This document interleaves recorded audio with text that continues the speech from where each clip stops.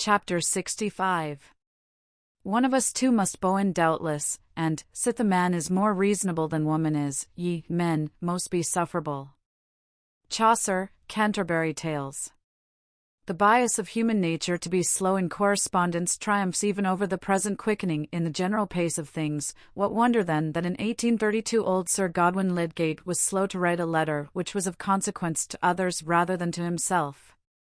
Nearly 3 weeks of the new year were gone, and Rosamond, awaiting an answer to her winning appeal, was every day disappointed. Lydgate, in total ignorance of her expectations, was seeing the bills come in, and feeling that Dover's use of his advantage over other creditors was imminent. He had never mentioned to Rosamond his brooding purpose of going to Quallingham. He did not want to admit what would appear to her a concession to her wishes after indignant refusal, until the last moment, but he was really expecting to set off soon. A slice of the railway would enable him to manage the whole journey and back in 4 days. But one morning after Lydgate had gone out, a letter came addressed to him, which Rosamond saw clearly to be from Sir Godwin. She was full of hope. Perhaps there might be a particular note to her enclosed, but Lydgate was naturally addressed on the question of money or other aid, and the fact that he was written to, nay, the very delay in writing at all, seemed to certify that the answer was thoroughly compliant. She was too much excited by these thoughts to do anything but light stitching in a warm corner of the dining-room, with the outside of this momentous letter lying on the table before her. About 12 she heard her husband's step in the passage, and tripping to open the door, she said in her lightest tones, "Tertius, come in here is a letter for you." "Ah," he said, not taking off his hat, but just turning her round within his arm to walk towards the spot where the letter lay. "My Uncle Godwin," he exclaimed, while Rosamond reseated herself, and watched him as he opened the letter. She had expected him to be surprised. While Lydgate's eyes glanced rapidly over the brief letter, she saw his face, usually of a pale brown, taking on a dry whiteness. With nostrils and lips quivering he tossed down the letter before her, and said violently, "It will be impossible to endure life with you, if you will always be acting secretly, acting in opposition to me, and hiding your actions." He checked his speech and turned his back on her, then wheeled round and walked about, sat down, and got up again restlessly, grasping hard the objects deep down in his pockets.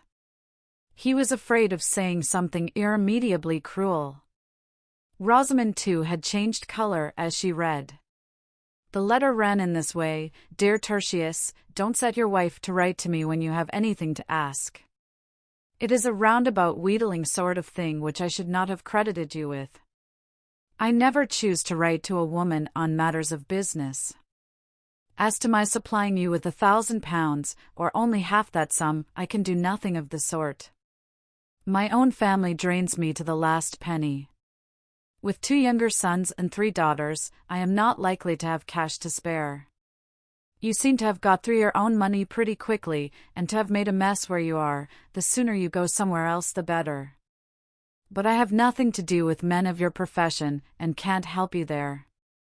I did the best I could for you as guardian, and let you have your own way in taking to medicine. You might have gone into the army or the church. Your money would have held out for that, and there would have been a surer ladder before you. Your Uncle Charles has had a grudge against you for not going into his profession, but not I. I have always wished you well, but you must consider yourself on your own legs entirely now. Your affectionate uncle, Godwin Lydgate." When Rosamond had finished reading the letter she sat quite still, with her hands folded before her, restraining any show of her keen disappointment, and entrenching herself in quiet passivity under her husband's wrath. Lydgate paused in his movements, looked at her again, and said, with biting severity, "Will this be enough to convince you of the harm you may do by secret meddling? Have you sense enough to recognize now your incompetence to judge and act for me, to interfere with your ignorance in affairs which it belongs to me to decide on?" The words were hard, but this was not the first time that Lydgate had been frustrated by her. She did not look at him, and made no reply. "I had nearly resolved on going to Quallingham. It would have cost me pain enough to do it, yet it might have been of some use. But it has been of no use for me to think of anything. You have always been counteracting me secretly. You delude me with a false assent, and then I am at the mercy of your devices. If you mean to resist every wish I express, say so and defy me. I shall at least know what I am doing then. It is a terrible moment in young lives when the closeness of love's bond has turned to this power of galling. In spite of Rosamond's self-control, a tear fell silently and rolled over her lips. She still said nothing, but under that quietude was hidden an intense effect. She was in such entire disgust with her husband that she wished she had never seen him. Sir Godwin's rudeness towards her and utter want of feeling ranged him with Dover and all other creditors, disagreeable people who only thought of themselves, and did not mind how annoying they were to her. Even her father was unkind, and might have done more for them.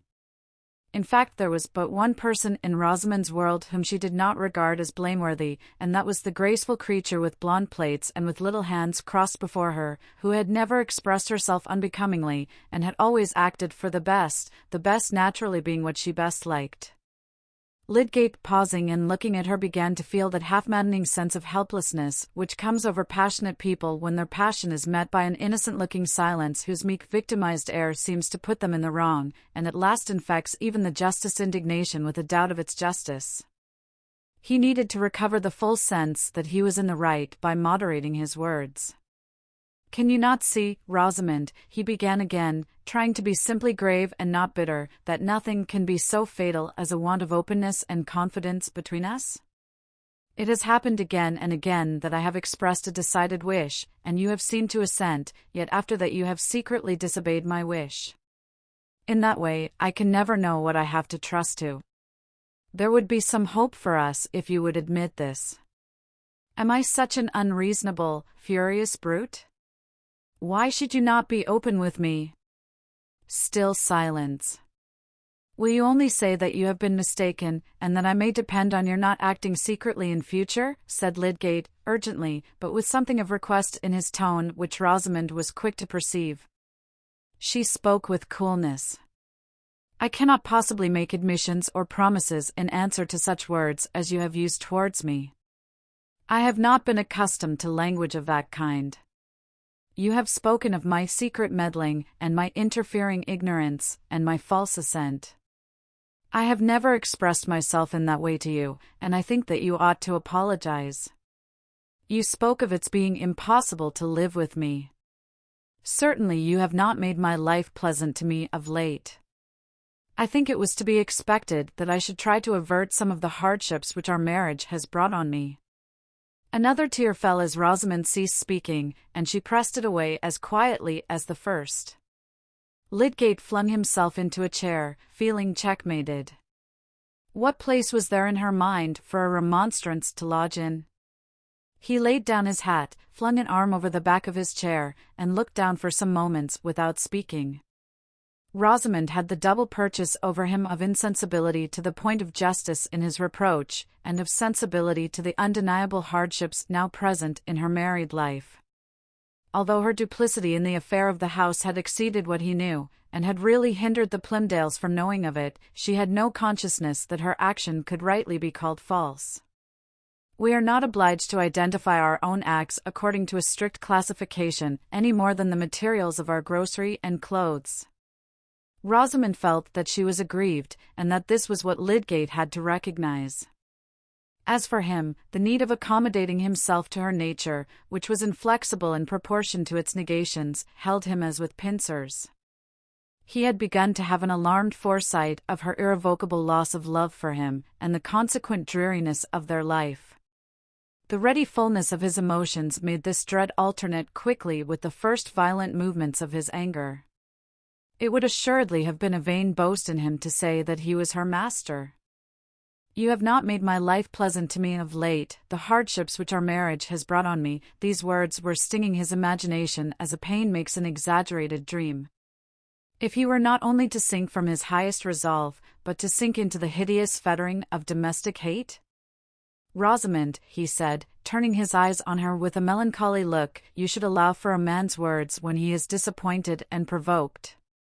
You and I cannot have opposite interests. I cannot part my happiness from yours.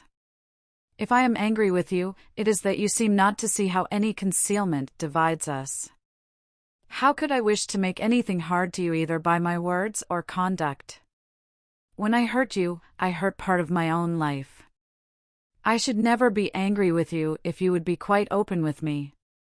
I have only wished to prevent you from hurrying us into wretchedness without any necessity, said Rosamond, the tears coming again from a softened feeling now that her husband had softened. It is so very hard to be disgraced here among all the people we know, and to live in such a miserable way. I wish I had died with the baby. She spoke and wept with that gentleness which makes such words and tears omnipotent over a loving-hearted man. Lydgate drew his chair near to hers and pressed her delicate head against his cheek with his powerful tender hand. He only caressed her, he did not say anything, for what was there to say? He could not promise to shield her from the dreaded wretchedness, for he could see no sure means of doing so. When he left her to go out again, he told himself that it was 10 times harder for her than for him. He had a life away from home, and constant appeals to his activity on behalf of others. He wished to excuse everything in her if he could, but it was inevitable that in that excusing mood he should think of her as if she were an animal of another and feebler species. Nevertheless, she had mastered him.